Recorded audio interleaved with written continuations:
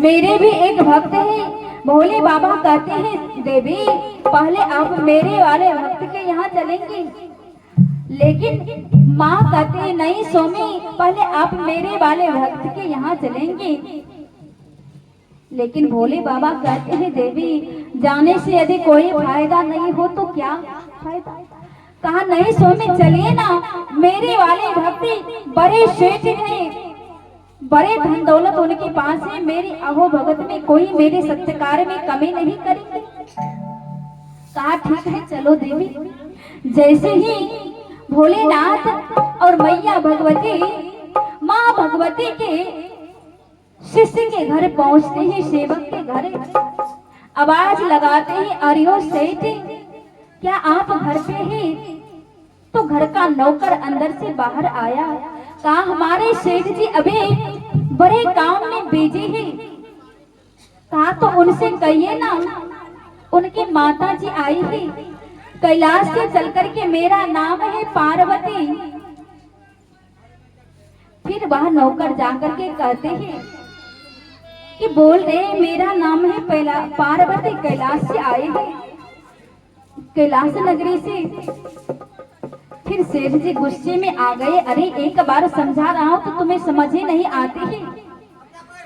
कहा वेशभूषा से फटे हुए वस्त्र पहने हैं और कह रहे हैं वे आपको कि वे हमारा बहुत बड़े भक्त हैं। नौकर आकर कहने लगे तुम अपना स्वरूप देखते हो, कैसे फटे चितरे वस्त्र पहने हो, भिखारी की तरह आ गए हैं और सेठ जी को अपना भक्त बता रहे हो। जाओ यहाँ से, वे अभी बड़े काम में बिजी हैं, आप जैसे भिखारियों से वे मिलना नहीं चाहते। मैया पार्वती बातें सुनकर के नौकर की बड़ी दुखी हो गई और भोले बाबा कहते हैं चलिए देवी, मैं पहले ही कह रहे थे कि भूलोक भ्रमण करने के लिए नहीं चलिए, क्योंकि गोस्वामी बाबा ने लिखा कहाँ हूँ माँ मैं अनुभव अपना, सत्य हरि भजन जगत सब सपना।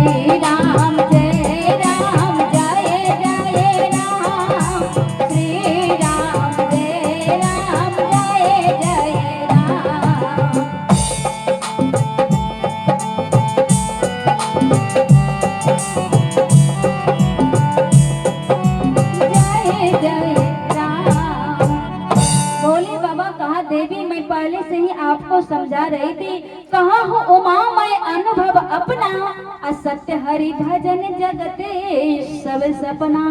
कहा ये संसार जगते मोह माया के जाल में फंसे हैं, हम आपको कोई नहीं पहचानेंगे। देवी कोई बात नहीं है, अब आप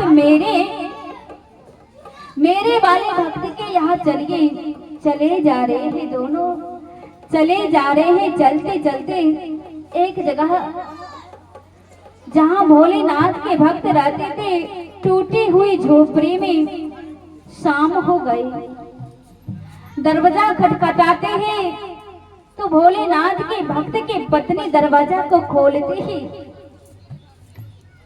कहा क्या आज मुझे रात्रि का विश्राम यहाँ मिलेगा, क्योंकि चलते चलते मैं बहुत थक गया हूँ, अब रात्रि हो चुके हैं, आगे की यात्रा कर नहीं सकेंगे, भूख भी लगी है। आइए नेपाली सिंह के तरफ से भगवान के चरणों में 21 रुपए का दान आए हैं। भगवान उनके जीवन में सुख शांति आगे मंगलमय हो। बोलिए प्रेम से भक्त बस भगवान की जय। अच्छा कहा ठीक है महाराज जी आप अंतर आइए। अंदर आ जाती ही, लेकिन उनके पास भोजन के लिए कुछ भी नहीं है। वह एक मंदिर गई थी, वहां ठंड का टाइम था। एक सेठ जी कंबल बांट रहे थे, उसे कंबल मिला था। और जब वह चले थे ना मंदिर से कंबल लेकर के, रास्ते में भगवान भोलेनाथ उनकी परीक्षा ली थी। एक वृद्ध बाबा के रूप में वह देवी वह कंबल में दान कर आई थी। सोचा मेरा तो जैसे तैसे काम चला जाएगा, लेकिन इस वृद्ध बाबा के पास एक भी वस्त्र नहीं है, ये कैसे ठंड की ये रात काटेंगे। कंबल को दान में देकर आ गई। जब खाली हाथ वापस आए ना, बच्चे कहते हैं माँ भोजन के लिए कुछ लाई हो? कहा नहीं।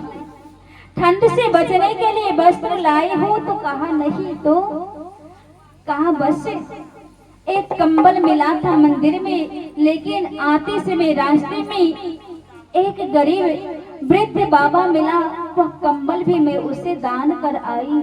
अपना तो जैसे तैसे काम चला जाएगा।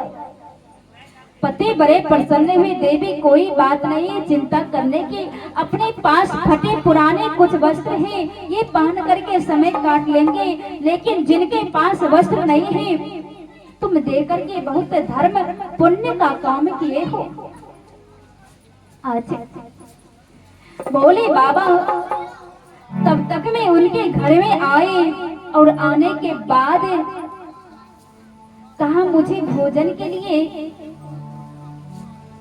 बहुत तेज से भूख लगी है, मुझे भोजन कराओ। और फिर उसके बाद क्या हुआ, उनके पति घर से बाहर गए। जो घर में खाने के लिए कुछ नहीं था, 2-4 घरे भोजन की तलाश की, तो चलते चलते एक घर में उसे 2 मुट्ठी चने की सत्तू मिली। सोचा इसी से